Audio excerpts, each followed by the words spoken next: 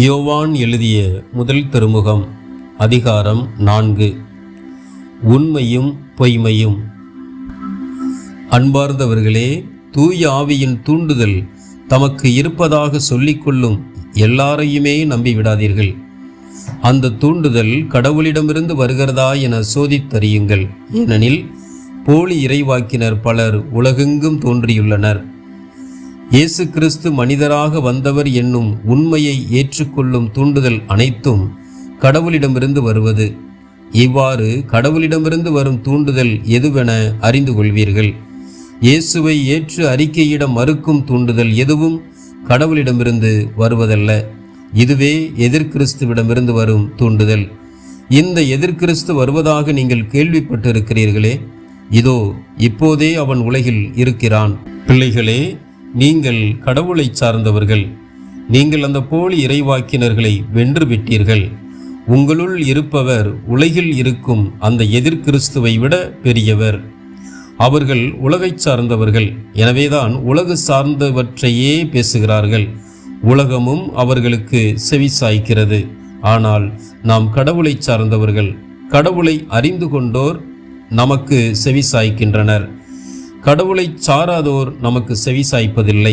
இதிலிருந்து உண்மையான தூண்டுதல் எது, பொய்யான தூண்டுதல் எது என்பதை நாம் அறிந்து கொள்ளலாம். அன்பும் நம்பிக்கையும். அன்பும் கடவுளும். அன்பார்ந்தவர்களே, ஒருவர் மற்றவரிடம் அன்பு செலுத்துவோமாக. ஏனெனில் அன்பு கடவுளிடமிருந்து வருகிறது. அன்பு செலுத்தும் அனைவரும் கடவுளிடமிருந்து பிறந்தவர்கள். அவர்கள் கடவுளை அறிந்துள்ளார்கள். அன்பில்லாதோர் கடவுளை அறிந்து கொள்ளவில்லை. ஏனெனில் கடவுள் அன்பாய் இருக்கிறார். நாம் வாழ்வு பெறும் பொருட்டு கடவுள் தம் ஒரே மகனை உலகிற்கு அனுப்பினார். இதனால் கடவுள் நம்மீது வைத்த அன்பு வெளிப்பட்டது. நாம் கடவுள் மீது அன்பு கொண்டுள்ளோம் என்பதில் அல்ல, மாறாக அவர் நம்மீது அன்பு கொண்டு தம் மகனை நம் பாவங்களுக்கு கழுவாயாக அனுப்பினார் என்பதில்தான் அன்பின் தன்மை விளங்குகிறது.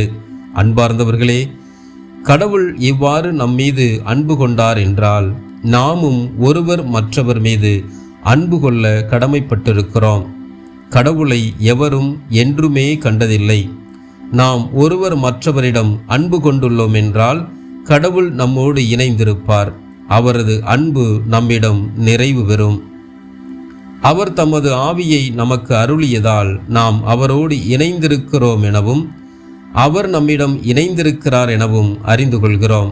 தந்தை தம் மகனை உலகிற்கு மீட்பராக அனுப்பினார் என்பதை நாங்களே கண்டறிந்தோம், சான்றும் பகர்கிறோம். இயேசுவே இறைமகன் என ஏற்று அறிக்கையிடுபவரோடு கடவுள் இணைந்திருக்கிறார்.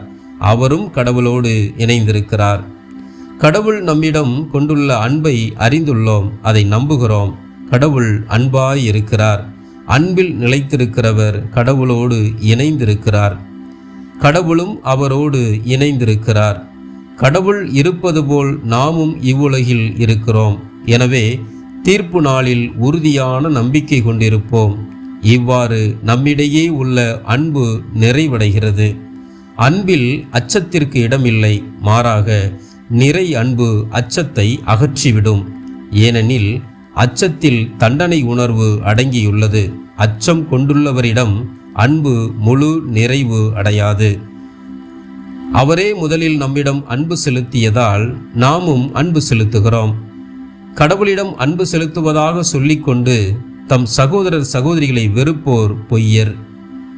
தம் கண் முன்னேயுள்ள சகோதரர் சகோதரிகளிடம் அன்பு செலுத்தாதோர் கண்ணுக்கு புலப்படாத கடவுளிடம் அன்பு செலுத்த முடியாது. கடவுளிடம் அன்பு செலுத்துவோர் தம் சகோதரர் சகோதரிகளிடமும் அன்பு செலுத்த வேண்டும். இதுவே அவரிடமிருந்து நாம் பெற்ற கட்டளை.